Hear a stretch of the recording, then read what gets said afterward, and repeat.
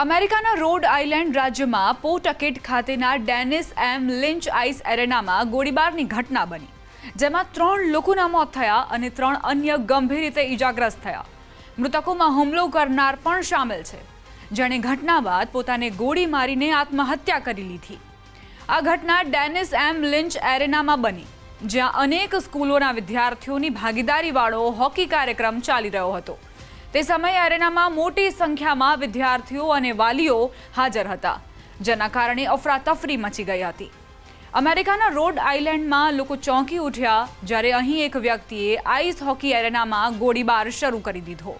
આ ઘટનામાં તેણે 2 લોકોના જીવ લીધા, જ્યારે 3 લોકો ઘાયલ થયા, જ્યારે હુમલાખોરે પોતાને ગોળી મારીને આત્મહત્યા કરી. સિન્હુઆના અહેવાલ મુજબ પ્રાથમિક તપાસના સંકેત મળ્યા છે કે હુમલાખોરે કદાચ પોતાના જ પરિવારના સભ્યોને નિશાન બનાવ્યા હતા. મૃતકોમાં એક નાની બાળકી પણ સામેલ છે. ગોળીબારથી ઘાયલ થયેલ 3 વ્યક્તિઓની હાલત ગંભીર છે અને તેમની હોસ્પિટલમાં સારવાર ચાલી રહી છે.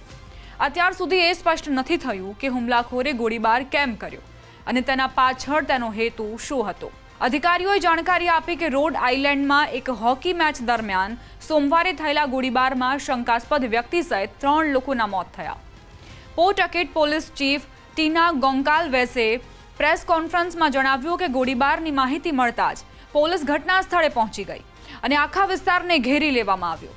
કાર્યક્રમમાં સામેલ તમામ સ્કૂલોએ પુષ્ટિ કરી છે કે તેમના તમામ વિદ્યાર્થીઓ સુરક્ષિત છે અને પરિવારો સાથે મુલાકાતની વ્યવસ્થા કરાઈ રહી છે. પોલીસ ચીફે પત્રકારોને જણાવ્યું, 3 અન્ય વ્યક્તિઓ ગંભીર રીતે ઘાયલ થયા છે અને તેમને હોસ્પિટલમાં દાખલ કરાયા છે. તેમણે કહ્યું, એવું લાગે છે કે આ એક ટાર્ગેટેડ ગોળીબાર હતો. તેનું કારણ સંભવતઃ કોઈ કૌટુંબિક વિવાદ છે. ગોન્કાલ્વેસે શંકાસ્પદ વ્યક્તિ વિશે અથવા મૃતકોની ઉંમર વિશે વિગતો નથી આપી, પરંતુ તેમણે કહ્યું કે શંકાસ્પદ વ્યક્તિ સિવાય અન્ય 2 મૃતકો વયસ્કો હોવાનું અનુમાન છે. તેમણે જણાવ્યું કે અધિકારીઓ ઘટનાના ક્રમને સમજવા માટે આંખોના સાક્ષીઓ સાથે વાતચીત કરી રહ્યા છે. જણાવી દઈએ કે પ્રોવિડન્સની ઉત્તર અને મેસેચ્યુએટ્સ રાજ્યની સીમા પર આવેલું પોટકેટ લગભગ 75,000ની વસ્તીવાળું શહેર છે. આ રાજ્યનું 4થું સૌથી મોટું શહેર છે. રોડ આઇલેન્ડના ગવર્નર ડેન મેકીએ સોશિયલ મીડિયા પર જણાવ્યું કે રોડ આઇલેન્ડ સ્ટેટ પોલીસ સ્થાનિક પોલીસ સાથે મળીને કાર્યવાહી કરી રહી છે. તેમણે કહ્યું, હું આ ઘટનાથી પ્રભાવિત તમામ લોકો માટે પ્રાર્થના કરું છું. ઘટના બાદ એરેનાની આસપાસના રસ્તાઓ બંધ કરી દેવામાં આવ્યા અને આખા વિસ્તારમાં ભારે પોલીસ બળ તૈનાત કરાયું. હેલિકોપ્ટરથી પણ નિરીક્ષણ કરવામાં આવી રહ્યું છે.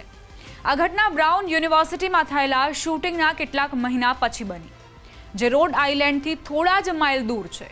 ડિસેમ્બરમાં પ્રોવિડન્સમાં બ્રાઉન યુનિવર્સિટીની બાર્સ એન્ડ હોલી એન્જિનિયરિંગ બિલ્ડિંગમાં એક વ્યક્તિએ ગોળીબાર કર્યો હતો, જેમાં 2 વિદ્યાર્થીઓના મોત થયા હતા અને 9 લોકો ઘાયલ થયા હતા. મહત્વનું છે કે દરેક મોટા ગોળીબાર પછી અમેરિકામાં એક જ પ્રશ્ન ઉઠે છે કે શું હથિયાર રાખવાના કાયદા વધુ કડક થવા જોઈએ. વ્યક્તિગત સ્વતંત્રતા અને જાહેર સુરક્ષા વચ્ચેનું સંતુલન અહીં લાંબા સમયથી ચર્ચાનો વિષય રહ્યો છે.